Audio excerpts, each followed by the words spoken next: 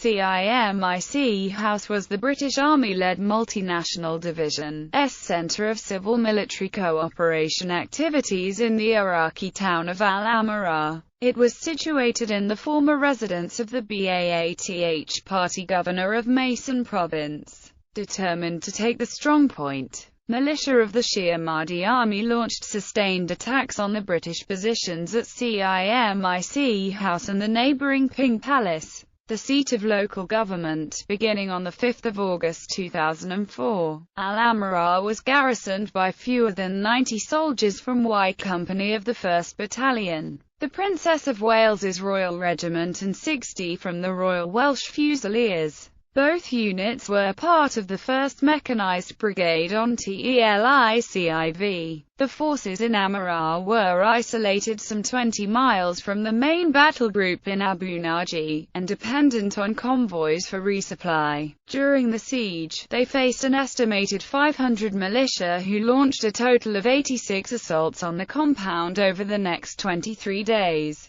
Ranging from section strength up to a series of company-level assaults with 100-plus fighters. Incoming fire from the Mahdi army included 595 mortar rounds from 230 different bombardments, direct hits with 57 rocket-propelled grenades and 6 107mm rockets plus 86 ground assaults on CIMIC-House itself. Y Company, 1 PWRR, based at CIMIC-House, became the most attacked company in the entire Iraqi theatre of operations. In defending the compound, the British fired 33,000 rounds, and many Challenger 2, Warrior, and high-explosive 81mm mortar shells, and managed to persuade the U.S. Air Force to drop a precision laser-guided 500-pound bomb onto enemy mortar positions in open ground right in the middle of a built-up city. Defending their positions in trying to repulse the Mahdi army in what has been described by Y Company's Sergeant Dan Mills' book, Sniper 1, as the longest continuous action fought by the British Army since the Korean War 50 years ago. It was also the lengthiest defensive stand since World War II.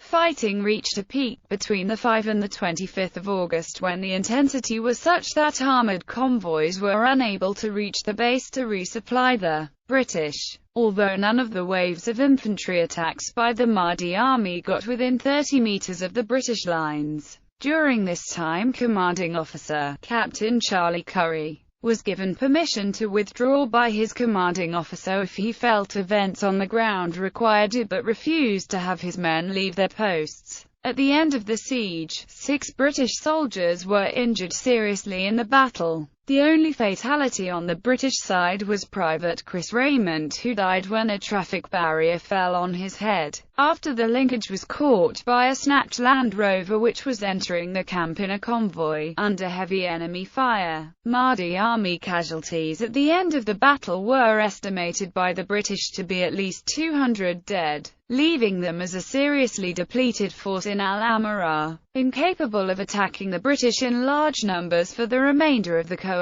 occupation of the town. CIMIC-House was handed over to the Iraqis at the end of August 2004, with the British consolidating their forces in Camp Abu Naji. Among the soldiers defending CIMIC-House was a large contingent of Territorial Army soldiers who were mobilized to serve with the PWRR and QRL battle groups in April 2004. They included Territorial soldiers from the 52nd Lowland Regiment and soldiers from various different squadrons of the Royal Yeomanry Regiment. Although these reservists contributed significantly to the defense of CIMIC-House, their efforts were largely overshadowed by the regular PWRR.